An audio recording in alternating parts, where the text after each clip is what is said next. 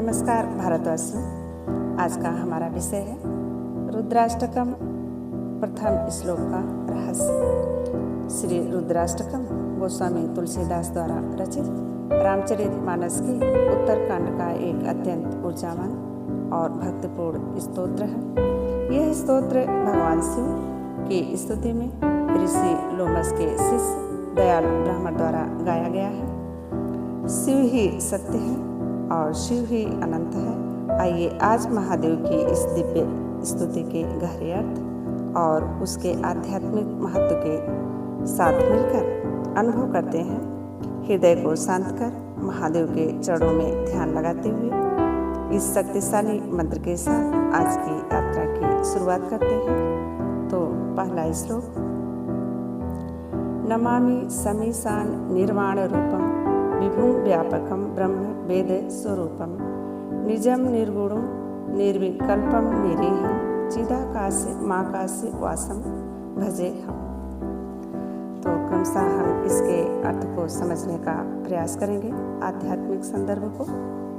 नमामि समीशान, मैं ईशान दिशा के स्वामी और समस्त ईश्वरों के ईश्वर को प्रणाम करता हूँ। निर्वाण रूपम, जो स्वयं मोक्ष का स्वरूप है, जहाँ द्वैत समाप्त हो जाता है। विभु, जो सर्वव्यापी है, जिनका कोई अंत नहीं है। ब्रह्म वेद स्वरूपम, जो साक्षात ब्रह्मा है और वेदों के वास्तविक स्वरूप है।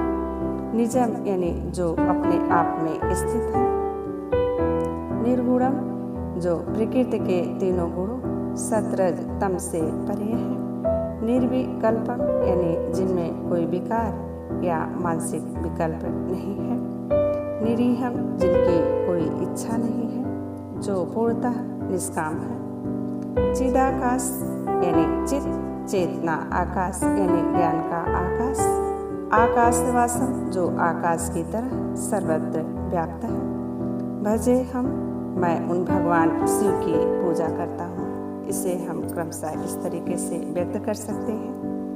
हे मोक्ष स्वरूप विभु व्यापक ब्रह्म और वेद स्वरूप ईशान दिशा के ईश्वर तथा सबके स्वामी श्री शिव जी, मैं आपको नमस्कार करता हूँ। निज स्वरूप में स्थित, अर्थात माया आदि से रहित, गुणों से रहित, सतरजतम मतलब गुणों से रहित, भेद रहित, इच्छा रहित, चेतन आकाश रूप एवं आकाश को ही वस्त्र रूप में धारण करने वाले दिगंबर अथवा आकाश को ही आच्छादित करने वाले आप को मैं भजता हूँ। इसका हम दार्शनिक महत्व समझने का प्रयास करेंगे। यद्यपि यह शिव स्तुति है, पर इसे रामचरितमानस में शामिल कर तुलसीदास ने यह संदेश दिया कि राम की भक्ति के लिए शिव का आशीर्वाद अनिवार्य है।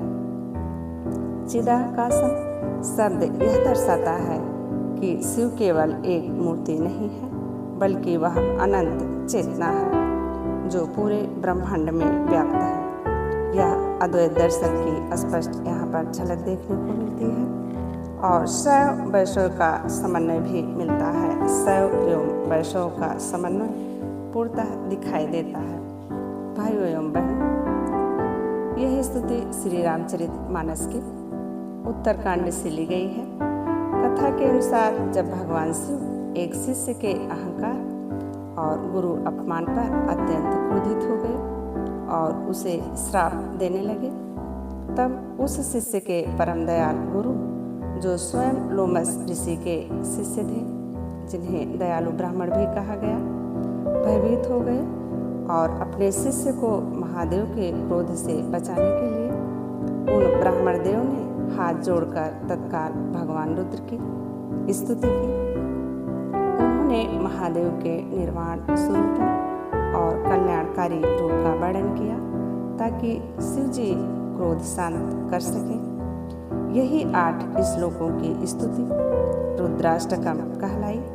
महादेव इस स्तुति से इतने प्रसन्न हुए कि उन्होंने न केवल उस शिष्य का श्राप कम किया, बल्कि उसे अपनी अनन्य भक्ति का वरदान भी दिया। आशा है कि महादेव की यह स्तुति जिससे आप लोगों के मन में परम शांति और सकारात्मक ऊर्जा पैदा हुई हो। आपको यह प्रस्तुति यदि पसंद आई हो तो इसे और लोगों के साथ शेयर करें। भाइयों एवं बहनों, शिव भक्ति के इस मार्ग को और अधिक विस्तार देने के लिए मेरे चैनल को सब्सक्राइब करें। हाँ, हर हर महादेव लिखना ना भूलें। जय हिंद, जय भारत।